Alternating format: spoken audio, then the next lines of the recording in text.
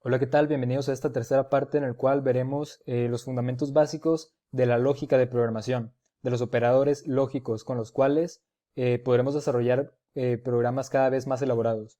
Entonces, vamos a ello. Bien, existen tres operadores básicos fundamentales, los cuales necesitamos saber cómo funcionan. Estos son los operadores lógicos AND, OR y NOT. Estos operadores básicamente lo que nos indican es cuándo algo se cumple y cuándo algo no se cumple. Son como condicionales que nos ayudan a elaborar programas más complicados.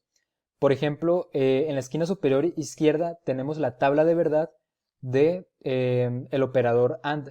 Este operador lógico básicamente dice que cuando nosotros tenemos dos entradas, si ambas no son verdaderas, es decir, en este caso el falso se representa a través de un 0 y el verdadero a través de un 1, si no son ambas verdaderas, nuestra salida va a ser falso.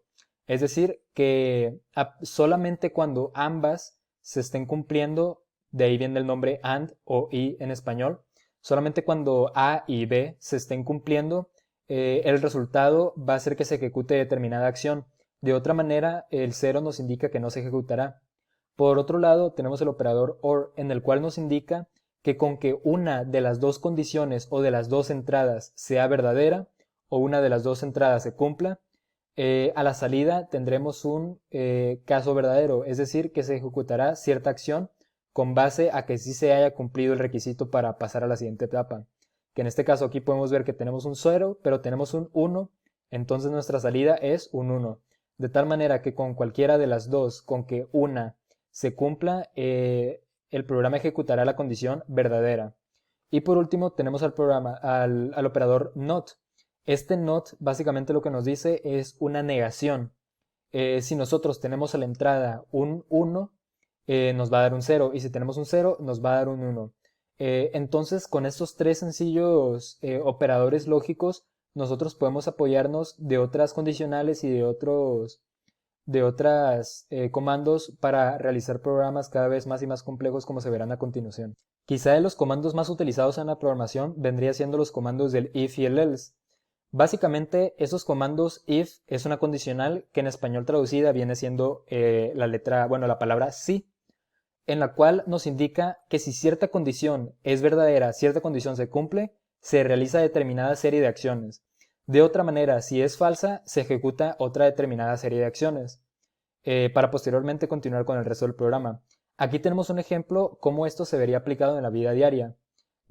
Se nos plantea la siguiente situación. David quiere ir a pasear a su perro. Si está lloviendo, vendría siendo en este caso nuestra condición. Si dicha condición es verdadera, si está lloviendo, entonces se esperará mañana. Vendría siendo nuestra sentencia. Y por otra parte, si no, es decir, si la condición es falsa, si no está lloviendo, va a pasear a su perro hoy mismo.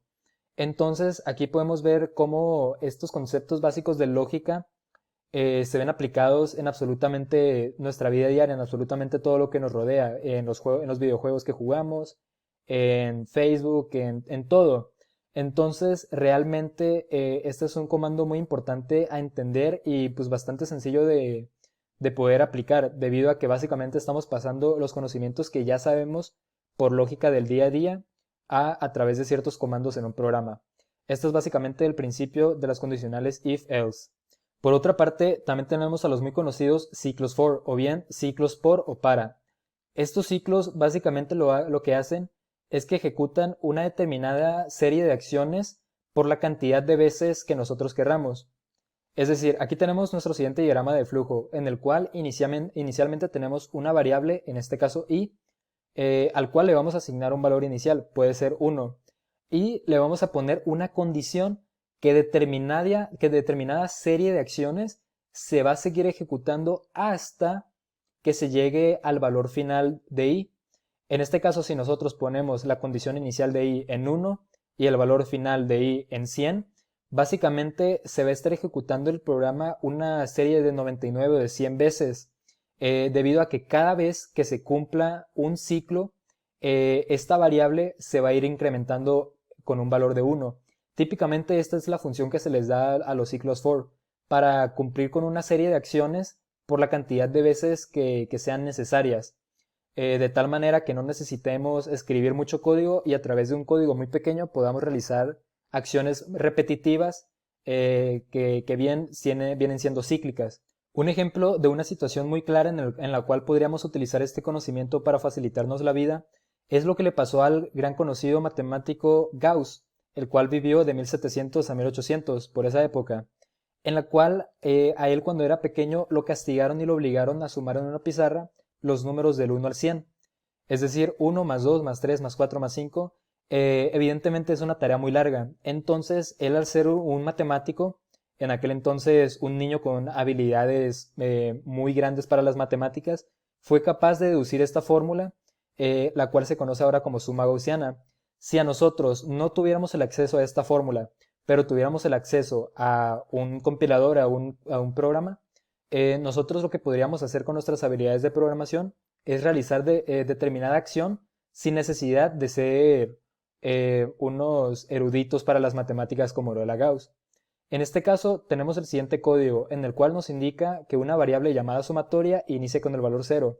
Y aquí tenemos el siguiente ciclo for, en el cual nos indica que para la variable n que inicie con el número 1 y termine en el número 101, se le va a ir sumando esa variable al acumulado de sumatoria.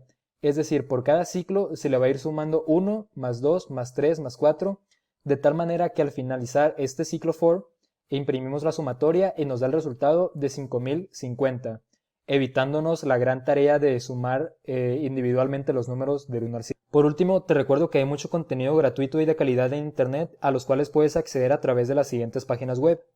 Te invito a que sigas explorando y que sigas desarrollando tus habilidades de programación que te ayudarán tanto personal como académicamente. Muchas gracias.